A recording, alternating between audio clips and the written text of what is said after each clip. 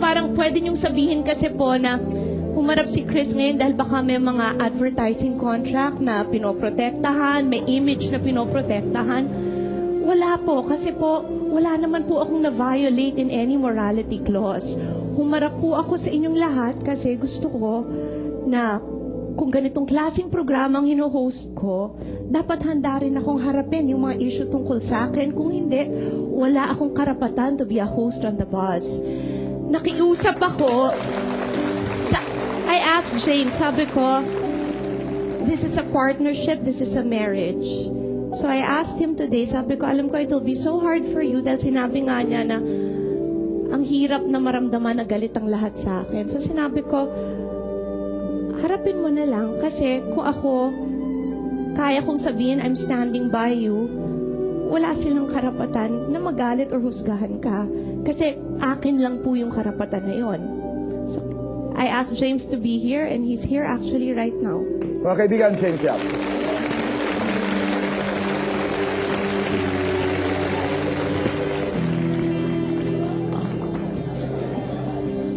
Papahiram. Okay. Huwag ka na magtago, Jay. Nakikita ka rin. Okay. Narinig namin, James, ang binitawang mga salita ni Chris. May nais ka bang sabihin? Yun nga, no, dahil talagang nagkaproblema kami. So, humingi talaga ng tawad sa kanya na sinabi ko na talagang gagawin ko ang lahat para mapatawad mo ako. And syempre, gagawin ko dahil mahal na mahal ko yung asawa ko, si Diyos, tsaka yung baby. So, handa ako kahit mangyari.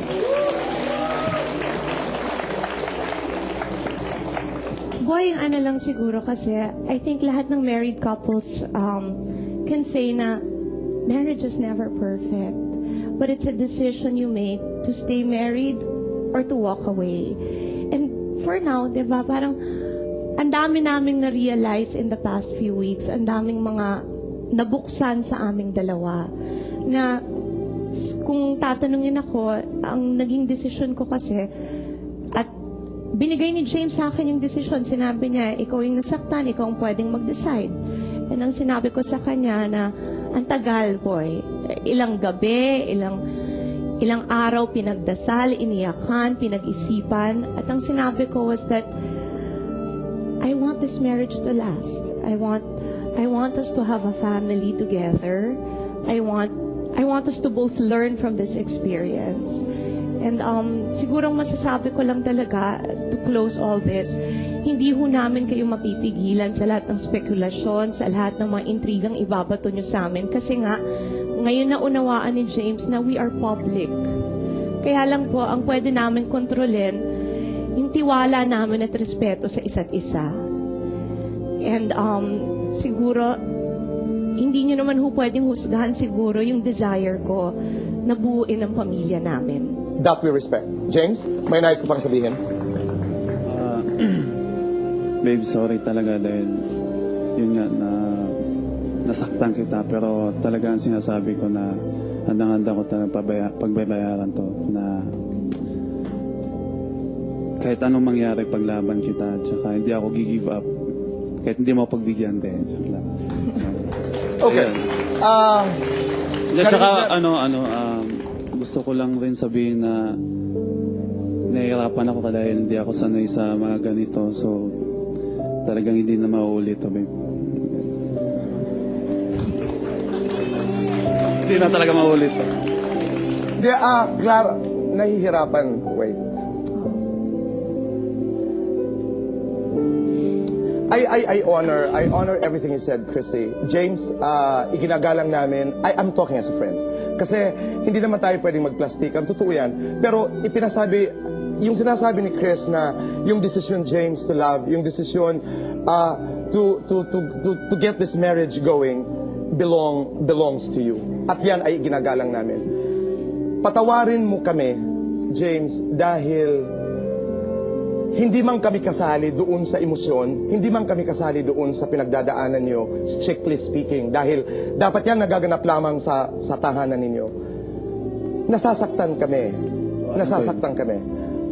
Dahil mahal namin ito. alam ko yun, Boy. Dahil yun nga, sinabi ko sa kanya na... At alam naming mahal na mahal ka niya. Thank you. At pahalagahan mo yan. Importante sa amin. But wala kaming karapatan humusga. Tama si Chris. Wala kaming karapatang magdesisyon para sa kanya. Wala ang karapatan yan sa amin. But I honor your love and I respect your decision. God bless you. May I just end this? Hindi rin naman ho sikreto sa inyo na siguro nakikita nyo may tension sa amin ni Tita Christy. Mahal kita. Alam ko na lahat ng naganap sa ating dalawa, test yon. Pero sana kung kami ni James nalagpasan namin yon, sana tayong dalawa din malagpasan natin. Ang dasal namin ay sanay ang pinagdadaanan namin dito sa labas ay malampasan.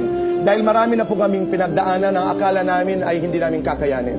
Pero kakayanin po namin ito sa awa ng Diyos at sa suporta po ng Sambayanang Pilipino. Chrissy, James, maraming salamat. And maraming salamat po sa lahat talaga ng mga rumespeto sa privacy namin. Kay Ricky Lo, maraming salamat, Tito Ricky. I really love you. And sa lahat ng kapamilya, kaibigan, at mga... Alam mo, boy, the best thing during this whole moment was I realized kung sino yung talagang nagmamahal sa akin kasi never nagtanong. Ang sinabi lang talaga, nandito kami para sa'yo. So thank you so much to all of them. Tsaka, Maraming salamat po.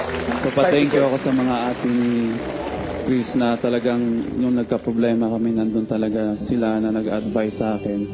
So maraming salamat sa inyo, ate. Thank you. Okay. Thank you. Maraming salamat.